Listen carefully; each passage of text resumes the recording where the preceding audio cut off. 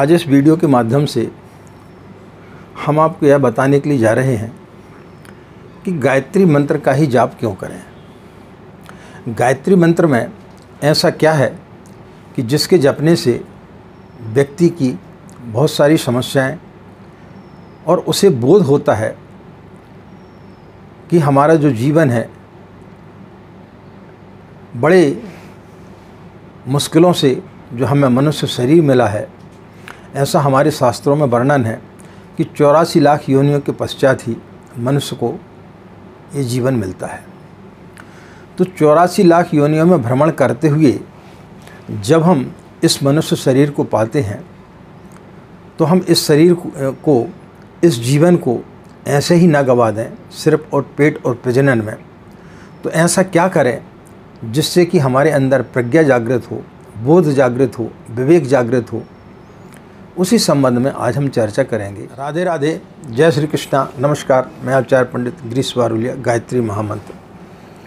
ओम भूर्भुवः स्वः तत्सवितुर्वरेण्यं भर्गो देवस्य धीमहि धियो यो नः प्रचोदयात्। अखण्डमण्डलाकारं व्याप्तं येन चराचरं तत्पदं दर्शितं येन तस्मै श्री गुरवे नमः। तस्मै श्री गुरवे नमः। मित्रों, हमारे शास्त्रों में बताया गया है कि 84 लाख योनियों के पश्चात मनुष्य जीवन प्राप्त होता है। जब हमारी मृत्यु होती है तो हम 84 लाख योनियों में भटकते रहते हैं और उसके पश्चात व्यक्ति को यह मनुष्य शरीर प्राप्त होता है। हम में से कितने लोग इस जीवन को सिर्फ पेट और प्रजनन में ख़त्म कर देते हैं। उसके लिए तो जानवर ही काफ़ी हैं। जानवरों के पास में सिर्फ पेट और प्रजनन, इसके अलावा और कोई बुद्धि नहीं होती है। लेकिन ईश्वर ने मनुष्य को सर्वश्रेष्ठ मानते हुए प्रज्ञा भी दी है, बुद्धि भी दी है, जिसके कारण वह अपने जीवन को बहुत कुछ चीज़ों में बदल सकता है। एक प्रसंग मैंने सुना है कि जब भगवान ने मनुष्य को बनाया और इस धरती पर भेजा और बोले, भाई तू मेरी बनाई हुई सृष्टि का रख रखाव करना।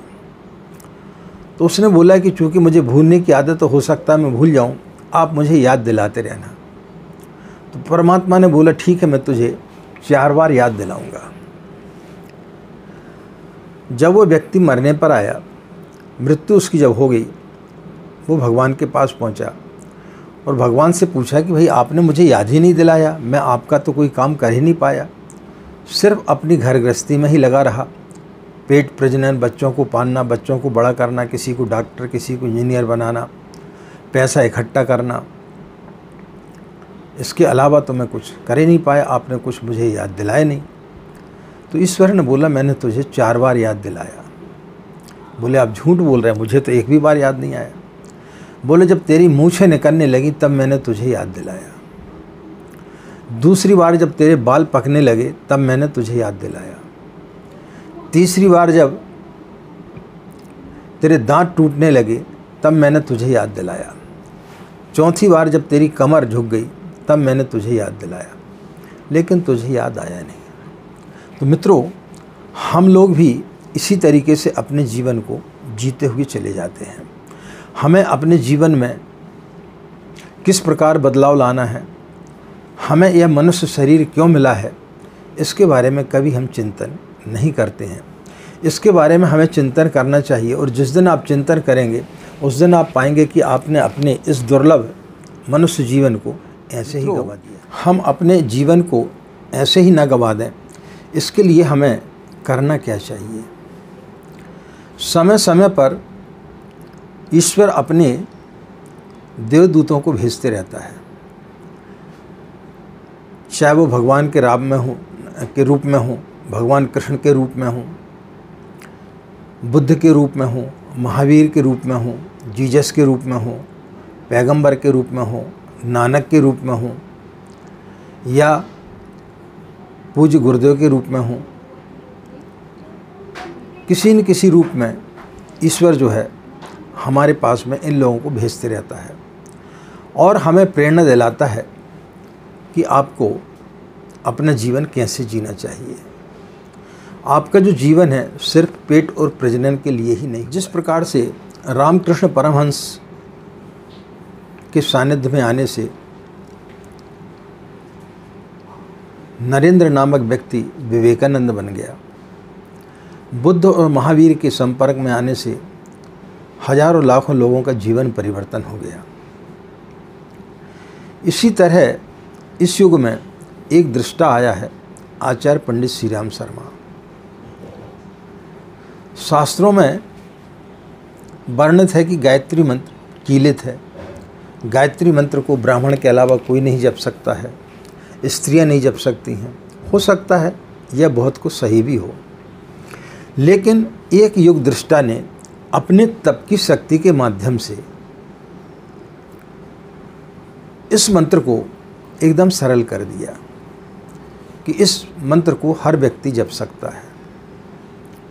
ऐसी स्थिति में यदि हम लाभ नहीं ले पाते हैं तो यह हमारा बड़ा दुर्भाग्य होगा। मैंने सुना है कि एक युवक जा रहा था रास्ते से कि अचानक उसकी भगवान बुद्ध पर दृष्टि पड़ी।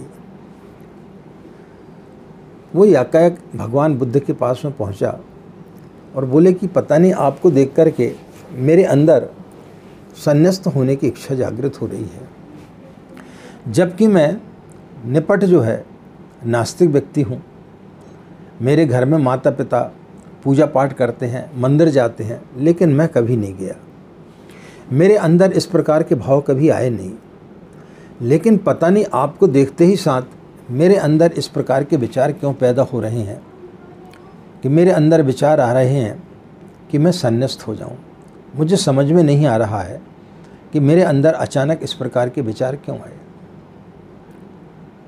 भगवान बुद्ध ने अपनी आंख बंद की और उन्होंने उसको बताया कि तू पिछले जन्म में हाथी था और जिस जंगल में तू रहा करता था उस जंगल में एक दिन अचानक आग लग गई। सभी वन्य प्राणी अपनी जान बचाने के लिए भाग रहे थे, तू भी भाग रहा था। भागते भागते तू थक गया और एक वृक्ष की छाया के नीचे तू रुक गया। तेरे एक पैर में कांटा भी चुभ गया था।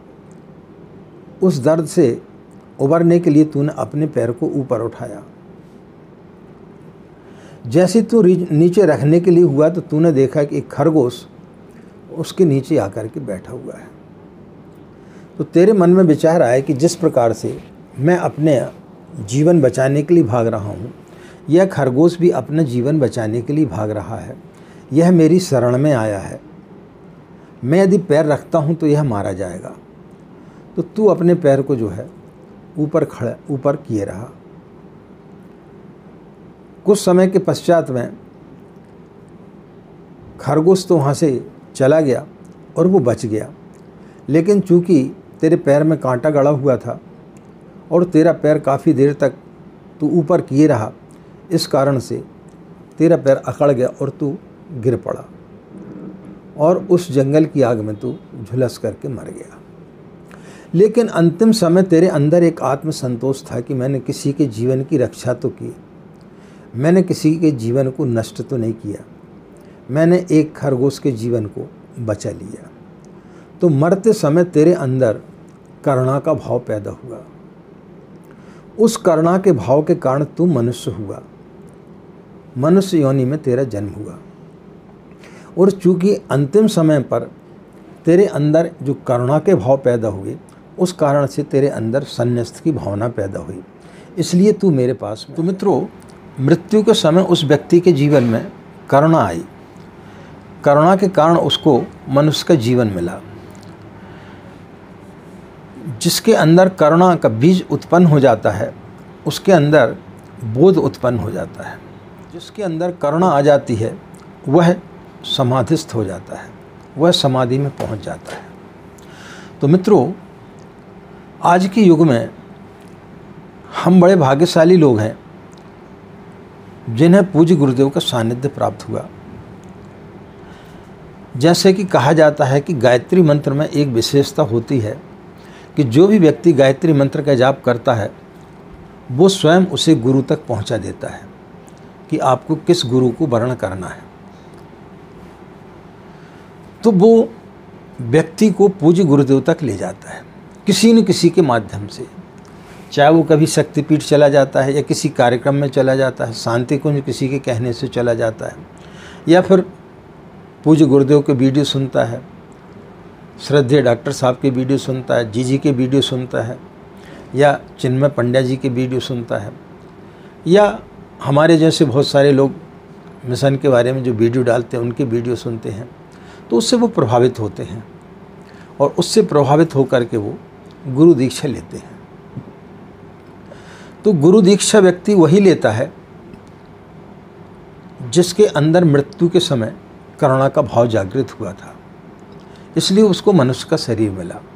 और मनुष्य के शरीर मिलने के बाद में जब वो कुछ करना चाहता है, ईश्वर के प्रति कुछ करना चाहता है, अपने जीवन को और आगे बढ़ाना चाहता है, अपने जीवन को और अच्छा करना चाहता है, केवल रुपये पैसे धन दौलत इकट्ठा करने से, अच्छी नौकरी प्राप्त कर लेने से, अच्छी बीवी प्राप्त कर लेने से, अच्छी संतान पैदा हो जाने से या बहुत बड़ी फैक्ट्री के मालिक हो जाने से व्यक्ति का जीवन सही नहीं होता है। जब तक व्यक्ति के अंदर लोभ मोह काम क्रोध अहंकार ये सब भरे रहते हैं तब तक व्यक्ति आगे नहीं बढ़ सकता। ईश्वर को पाने के लिए, ईश्वर के पास बैठने के लिए, ईश्वर की जो शक्तियाँ हैं उन्हें अर्जित करने के लिए व्यक्ति के अंदर उसे करुणा जागृत करना पड़ती है, दया, क्षमा,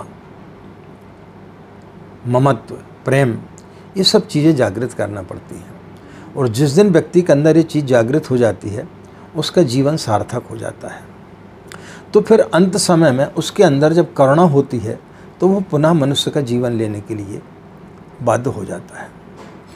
जिसके अंदर कठोरता होती है, जिसके अंदर हिंसा होती है, जिसके अंदर दया नहीं होती है, जिसके अंदर क्षमा का भाव नहीं होता है, वो व्यक्ति हो सकता हाथी बन जाए, कुत्ता बन जाए, बिल्ली बन जाए, यानी अन्य किसी योनि में वो जा सकता है।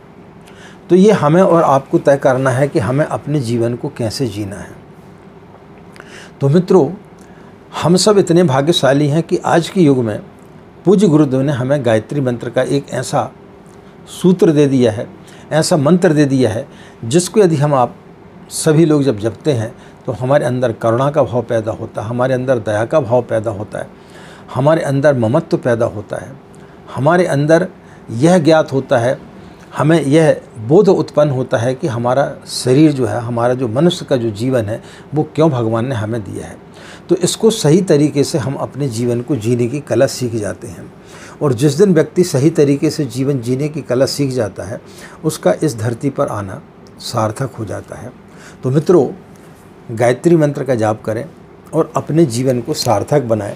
निश्चित रूप से जो भी लोग गायत्री मंत्र का जाप करते हैं और पूज्य गुरुदेव से जुड़े हुए हैं वो लोग निश्चित रूप से बहुत ही भाग्यशाली हैं कि ईश्वर ने उन्हें स्वयं चुना है कि वो अपने जीवन को बदलें और अपने जीवन को किस प्रकार से उठाएं। क्योंकि मंत्र को बीज मंत्र कहा गया है। बीज का मतलब होता है जिसमें अंकुरित होने की संभावना है, और उन संभावनाओं को ईश्वर ने कई तरीके से बताया। भगवान राम के रूप में बताया, भगवान कृष्ण के रूप में बताया, भगवान बुद्ध महावीर के रूप में बताया, जीसस के रूप में बताया, रामकृष्ण परमहंस के रूप में बताया, पूज्य गुरुदेव के रूप में बताया कि आप अपने जीवन को इस तरीके से भी जी सकते हैं। और जिन्होंने अपना जीवन इस तरीके से जिया है तो हम जितनी चीज़ों के पीछे भाग रहे हैं वो सब चीज़ें फिर उनके पीछे भागती थी। ईश्वर को, बुद्ध को, महावीर को, जीसस को, इनको कभी रुपये पैसे की कमी नहीं रही। बड़े बड़े राजा महाराजा इनके चरणों पर आकर के सिर झुकाते थे। तो मित्रों, मंत्र यही देता है, आपके अंदर करुणा भरता है। और गायत्री मंत्र से बड़ा मंत्र कोई मंत्र नहीं है, इसलिए हमें गायत्री मंत्र का जाप निश्चित रूप से करना चाहिए। और जो भी व्यक्ति गायत्री मंत्र का जाप करता है, पूज्य गुरुदेव का अपना गुरु वर्ण करके यदि वो साधना करता है तो निश्चित रूप से उसके जीवन जो है वो सार्थक हो जाता है। तो मित्रों, आज हमने आपके लिए एक प्रेरणादायक वीडियो बनाने का प्रयास किया। इसको यदि आप समझेंगे तो निश्चित रूप से आपने अपना जीवन क्यों लिया है, आपका जो मनुष्य शरीर है वो क्यों हुआ है, आपको इसके बारे में समझ में आएगा और आप इस दिशा में बढ़ेंगे कि गायत्री मंत्र हमें जपना चाहिए। मित्रों, यदि आपको हमारे विचार अच्छे लगते हैं और यदि आप हमारे विचारों से सहमत रहते हैं तो फिर हमारे वीडियो को ज़्यादा से ज़्यादा अपने इष्ट मित्रों को शेयर ज़रूर किया करें। यदि आप हमारे चैनल से नए जुड़े हैं और आपने अभी तक हमारे चैनल को सब्सक्राइब नहीं किया है तो उसे सब्सक्राइब ज़रूर कर लें, साथ ही बेल आइकन बटन को दबा दें ताकि हमारे नित्य आने वाले वीडियो जो है वो आपके पास तक पहुंच सकें। इन्हीं कामनाओं के साथ में कि आपका दिन मंगलमय हो, आप लोग खुश रहें, मस्त रहें, माँ गायत्री की असीम कृपा इसी प्रकार आप लोगों पर बनी रहे। आज इतना ही, हमें आज्ञा दें। नमस्कार, ओम शांति।